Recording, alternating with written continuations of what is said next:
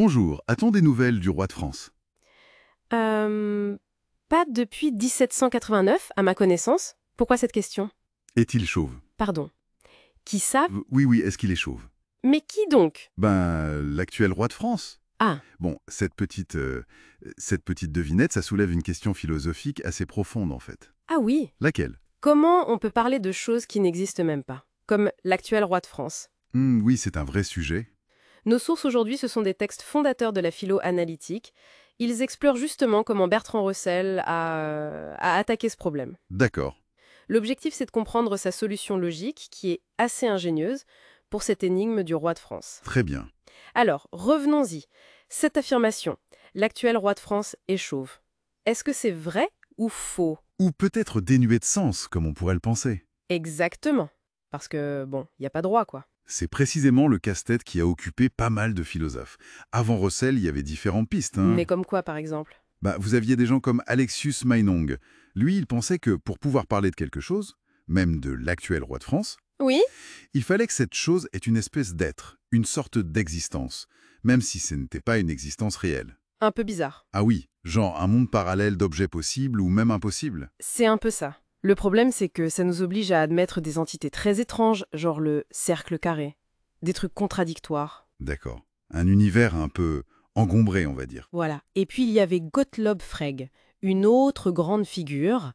Lui, il faisait une distinction super importante entre le sens d'une expression, Mhm. ce qu'elle veut dire, et sa référence, c'est-à-dire l'objet réel qu'elle désigne dans le monde. Ok. Pour Frege, l'actuel roi de France, ça a bien un sens. On comprend ce que ça veut dire. Mais ça n'a pas de référence. Il n'y a personne qui correspond. D'accord. Mais Russell, lui, n'était pas satisfait. Pas complètement. Pour lui, ça ne réglait pas tout le problème logique.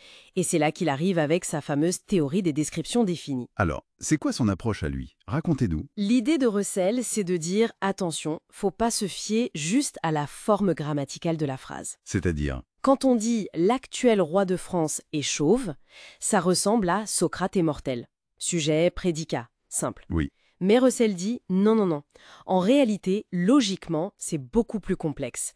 Ça cache en fait trois affirmations distinctes qu'on affirme tout en même temps. Ah bon, 3 affirmations. Lesquelles? Premièrement, il existe au moins une personne qui est, à l'heure actuelle, roi de France. Ça, c'est la condition d'existence. D'accord. Existence. Deuxièmement, il n'existe qu'une seule personne qui soit roi de France. Pas deux, pas trois, une seule.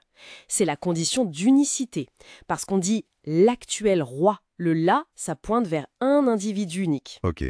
Existence et unicité. Et la troisième? Et troisièmement, cette personne unique, eh bien, elle est chauve. Ça, c'est l'attribution de la propriété, la calvitie ici. Donc, si je récapitule, il existe un roi, il n'y en a qu'un, et ce roi-là est chauve. C'est ça? Exactement ça. Et pour que la phrase l'actuel roi de France est chauve soit vraie, il faut que ces trois conditions soient toutes vraies en même temps. Ah, ok. Et c'est là que ça coince, j'imagine. Précisément. Parce que la toute première condition, l'existence, eh bien, elle est fausse. Oui. Pas de roi de France aujourd'hui. Voilà. Donc, comme une des parties de cette affirmation complexe est fausse, l'ensemble de l'affirmation est logiquement faux. Ah, d'accord.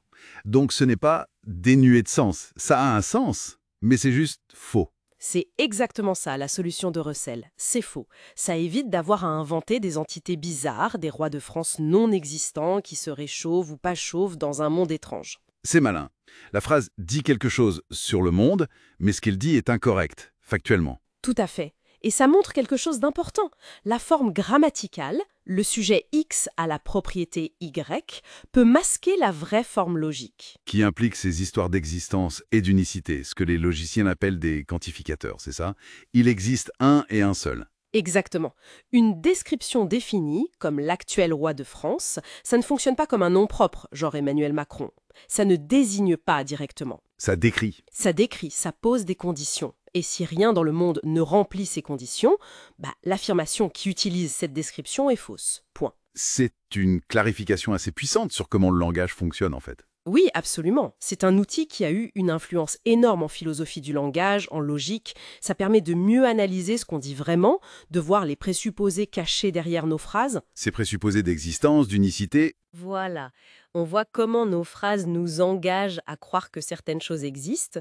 C'est une idée qui sera développée plus tard aussi, par Quinn par exemple. donc en résumé, grâce à Russell, on comprend mieux comment on peut parler du vide si on veut, Mhm. sans que nos phrases deviennent absurdes et sans devoir croire à des fantômes logiques. Il suffit de regarder la structure logique profonde. C'est tout à fait ça. Distinguer la surface grammaticale de la structure logique. Mais Ça laisse quand même une question intéressante pour la suite, non?